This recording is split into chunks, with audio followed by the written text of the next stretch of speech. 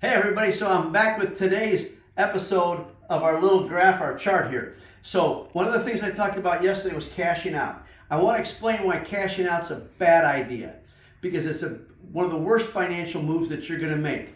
Here's what I want you to understand. You cash out, like I said yesterday, that means you cash the insurance check and you do not fix your car.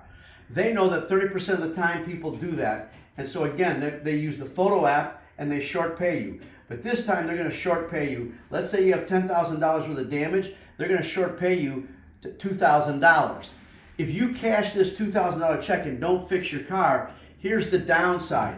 You just lost $8,000 because you have $10,000 worth of damage on your car. At some point, you're going to pay the price down here when you sell that car, trade that car in.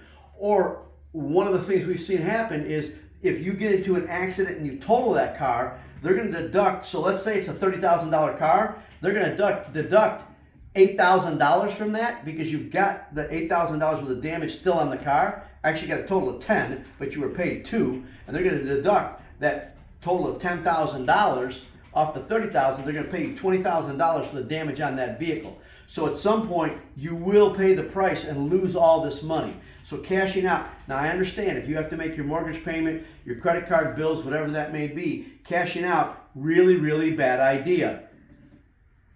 But if at all costs you can not cash out, it's in your best financial interest. It's one of the things we talk about here at Sharp Auto Body all the time. Your best financial interest is that, in this case, repair the vehicle, because now it retains its value and its full value when you go to sell it or get rid of it.